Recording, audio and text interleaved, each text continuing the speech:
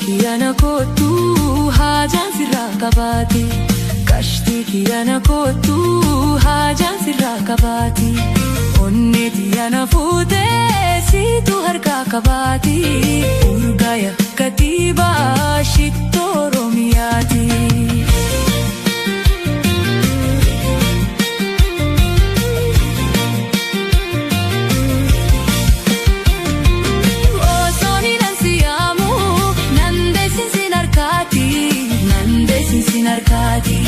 Gaadisatti ol goorii haraba fannayitti osooni nansi yaamu nandeessin sin harkaati baddeessa fi galamsoo oda bultuma jalatti teenne wal garsiifannaa dhukkuba jalalaati teenne wal garsiifannaa dhukkuba jalalaati.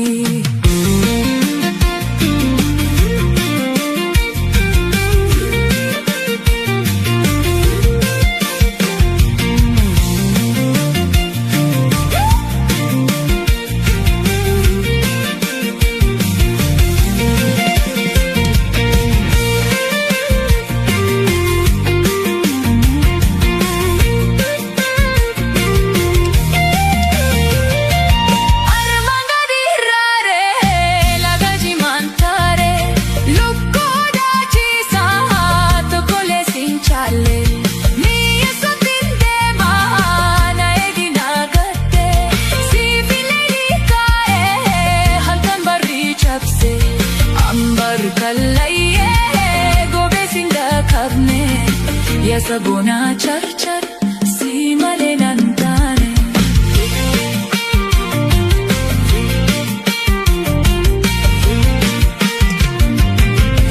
shagga kiana kootu haajaan sirraa qabaate kashtii kiana kootu haajaan sirraa qabaate onnee kiana fuutee siitu harkaa qabaate urgaaya katiibaa shittoo Oromiyaati.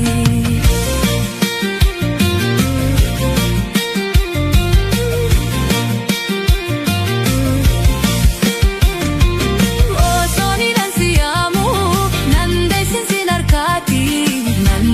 sin harkaati gaadisatti ol goorii haraba fannayitti osooni nansi yaamu nandeessin sin harkaati baddeessa fi galamsoo oda bultuma jalatti teenne wal garsiifannaa dhukkuba jalalaati teenne wal garsiifannaa dhukkuba jalalaati.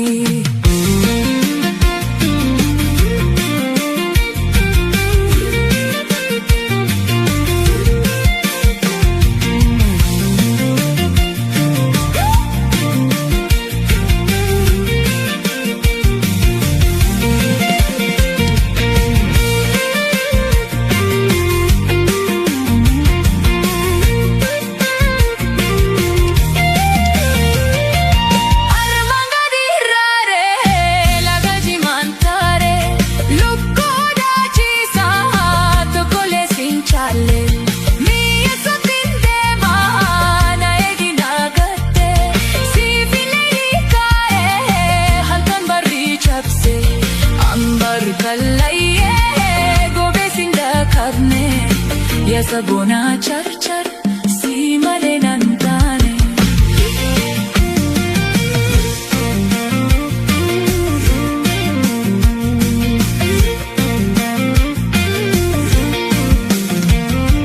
shagga kiana kootu haajaan sirraa qabaate kashtii kiana kootu haajaan sirraa qabaate onnee kiana fuutee siitu harkaa qabaate urgaaya katiibaa shittoo Oromiyaati.